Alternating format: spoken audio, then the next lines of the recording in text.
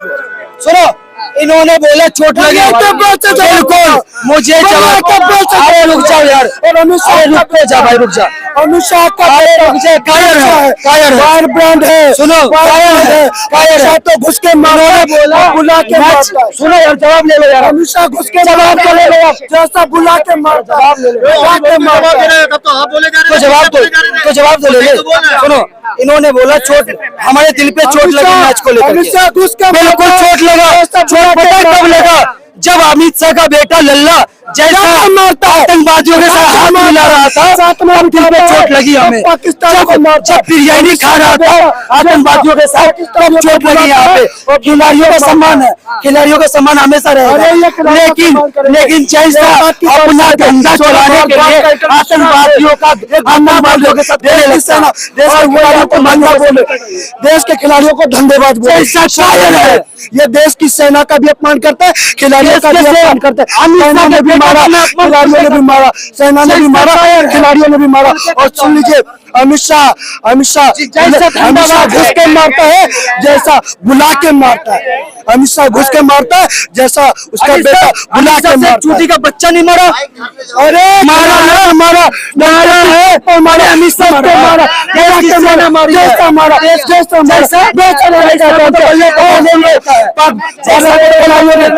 भारत के खिलाड़ियों ने दिखा दिया, भारत के खिलाड़ियों ने दिखा दिया।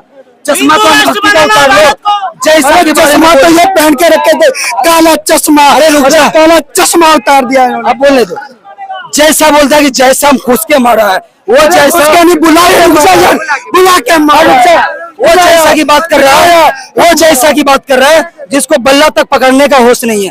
बल्ला पकड़ना आता था, शरद पवार को बल्ला पकड़ना आता था, राजस्थान के गहलोत के बेटे को बल्ला पकड़ना आता था।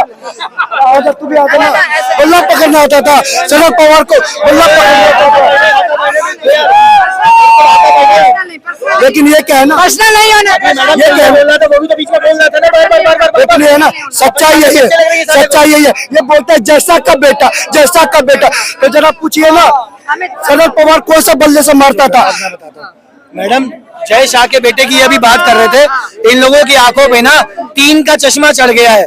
होता क्या है कि जब क्रिकेट टीम जो है, क्रिकेट बोर्ड बीसीसीआई जो है, जब हम वहां पे खेलने जाते हैं तो हमारे साथ में जो भी एनिमी कंट्री हो या कोई भी हो, वहां पर बीसीसीआई की गाइडलाइन होती है, बीसीसीआई की गाइडलाइन होती है जिसको फॉलो करना हर कंट्री का बहुत जरूरी हो जाता है। लेकिन अभी बहुत एक हफ्ते पहले की जो बात है, एक हफ्ते के पहले की जो बात है, उसमें आपने देखा होगा अफगानिस्तान के प्लेयरों को पाकिस्तान के प्लेयरों ने जान से मार दिया। 3 प्लेयरों की मौत हुई है उसमें, आपको पता होगा, गोलियां चली और उसमें मौत हुई है। तो इसमें जब और 2011 में श्रीलंका जब मैच खेलने गई थी पाकिस्तान में, तब वहां पर उनकी गाड़ियों में बम लगा दिए थे पाकिस्तानी आतंकवादियों ने।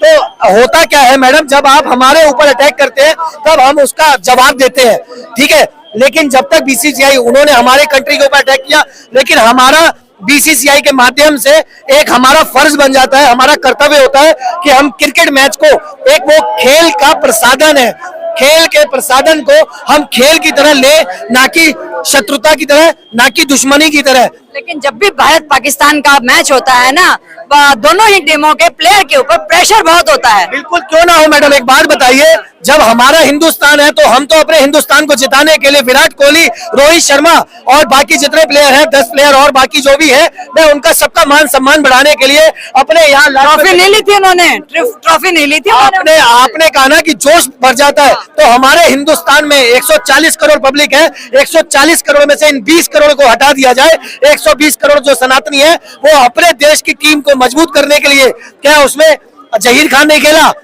2012 में वर्ल्ड कप जिताने वाला जहीर खान ने ही जिताया था 4 विकेट लेके। उसके बाद क्या आज हमारी टीम में मोहम्मदन या मुसलमान नहीं खेल रहे? लेकिन यहाँ के कुछ लोगों की जिहादी मानसिकता जो है वो ये दर्शाती है कि खाएंगे यहाँ का और गाएंगे वहां का। तो हम 140 करोड़ में से इन 20 करोड़ की गिनती नहीं कर रहे, सिर्फ 120 करोड़ आदमी हमारे देश को प्रोत्साहित करता है, हमारे देश की टीम को प्रोत्साहित करता है। तो होता क्या है, तभी हमारा देश विजयी होता है और बार बार होता आया है और आगे भी होता आएगा। पाकिस्तान को जैसे बॉर्डर पे हमारे देश के सैनिकों ने जवाब दिया है, मुंह तोड़ जवाब दिया है, ऐसे ही क्रिकेट की टीम ने, हमारी क्रिकेट टीम, इंडियन टीम ने उनको मुंह तोड़ जवाब दिया। 3 मैच खेले, कुत्ते की तरह पछाड़ा उनकी तीनों मैचों को। तो इससे बड़ा गर्व की बात और क्या हो सकती है, आप बताइए। अच्छा, बिल्कुल सही कह रहे हैं आप। अच्छा, ये बताइए, सीरियसली लेना चाहिए अभी भी, बताइए। क्योंकि मेरे ख्याल से पाकिस्तान कोई बड़ी हस्ती या बहुत बड़ी चीज रह नहीं गई है। बहुत अच्छी बात ठीक है, that's all। आप भी हम भी अपना वेस्ट टाइम कर रहे हैं, wastage of time against the Pakistan बोल के। नहीं, मैच की बात चल रही है, गेम होता है, लेकिन क्या होता है, रिसेंटली जब हमारी इंडियन पॉपुलेशन को टेररिस्ट जो पाकिस्तान से आए थे मारा गया था, सबका खून खोलता है। हमारी फोर्सेस में, मैं डिफेंस पर्सनल रिटायर्ड हूँ एयरफोर्स से, हमारा खून हमेशा टेम्परेचर लास्ट मोमेंट तक गर्म ही रहता है। लेकिन हमारे जो क्रिकेटर्स हैं उनका भी एक जज्बा होता है, जोश होता है, पब्लिक का भी होता है कि यार वहां पर तो मारा ही मारा, आप इनको गेम में भी एक बार हरा दो, इससे मुंह पे तमाचा मरेगा। लेकिन क्या होता है, तमाचे से काम नहीं चला। कहते हैं जब चमड़े की चप्पल मारी जाती है, उसको अगर गीला करके मारो तो ज्यादा आवाज करती है और लगती भी है। इसलिए ट्रॉफी नहीं ली, आज वो शर्मिंदा है Pakistan. That's all. Thank you, thank you, thank you. सवाल जवाब लेते जाइएगा। अंकल ने बहुत अच्छी बात कही कि पाकिस्तान को सीरियसली नहीं लेना चाहिए, लेकिन हमारे देश में जो जिहादी मानसिकता वाले कुछ लोग हैं, कुछ दूसरे मजहब के जो लोग हैं, उनका क्या किया जाए अंकल? उनके लिए उनको समझाना बहुत जरूरी हो जाता है। तभी हम यहाँ पर आके योगी और मोदी जी के बारे में उनका गुणगान इसलिए करते हैं ताकि लोग हमारे उनका गुणगान या उनके काम का गुणगान? बिल्कुल मैडम, जब वो काम कर रहे हैं इसीलिए उनका गुणगान हो रहा है, इसीलिए उनका गुणगान हो रहा है क्योंकि वो काम कर रहे हैं देश के विकास के लिए, देश की एजुकेशन के लिए, देश के लिए हेल्थ के लिए, देश के इंफ्रास्ट्रक्चर के लिए, हर चीज के लिए जितना काम आज योगी और मोदी जी ने किया है किसी पिछली सरकारों ने आज तक नहीं किया। कमिंग टू द पॉइंट, ये कह रहे हैं 20 करोड़ जिहादी, 20 करोड़ जिहादी। इधर अब्दुल कलाम साहब भी हुए, ठीक है हमारे, और हवलदार उस्मान अली भी हुए, और जो हमारे बनारस घराने के मियाँ उस्ताद जी, मैं नाम भूल गया, बिस्मिल्लाह खान साहब भी हुए, और रिसेंटली लेफ्टिनेंट कर्नल सोफिया भी हुई हैं। पांचों उंगली बराबर नहीं होती हैं, 5 fingers आर नॉट इक्वल। अगर किसी की मानसिकता हम क्यों बदलें, क्योंकि धीरे धीरे ऐसा टाइम आएगा जो अगेंस्ट इंडिया के बोलेगा, जैसे बुलडोजर चलता है, इनके बैंक अकाउंट सीज हो जाएंगे। बैंक अकाउंट सीज होगा, बिजली कट जाएगी, मोबाइल बिल कट जाएगा, बैंक पेमेंट ट्रांजेक्शन कट जाएगी। गवर्नमेंट उस पर काम कर रही है, ठीक है। इनको समझाने के लिए हमारे पास टाइम नहीं है। सेकेंडली, जब 47 में बड़ा क्लियर इंडिकेशन था, जो मोहम्मडन्स है उनको वहां जाना चाहिए, फिर भी हमने उनका स्वागत किया, यहाँ रहिए, लेकिन यहाँ गुंडागर्दी नहीं चलेगी। आज पाकिस्तान खून के आंसू रो रहा है। 380 रुपए किलो वहाँ टमाटर है, वहाँ पर खाने के लिए आटा तक नहीं है।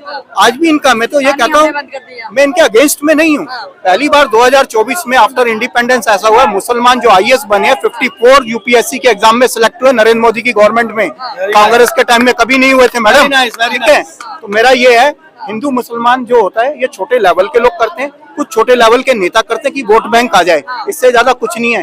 ये भाई अपने बच्चों को पालने के लिए आया है, ये नमाज पढ़े या मैं मंदिर में जाके आरती करूं, वो मेरी मर्जी है।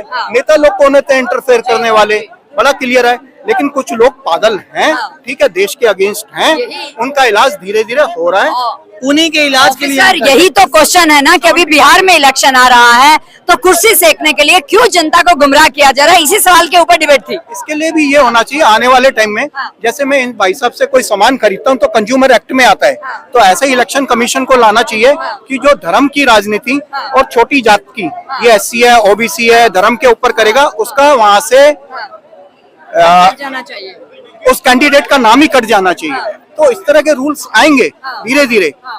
भैया, नेता अगर काम करते हैं तो वोट दो, धर्म वगैरह के ऊपर कुछ नहीं होने वाला। कि कुर्सी सेकी जा रही है जनता को गुमराह करके, ये इसी के ऊपर तो डिबेट है ना, इसी के ऊपर डिबेट।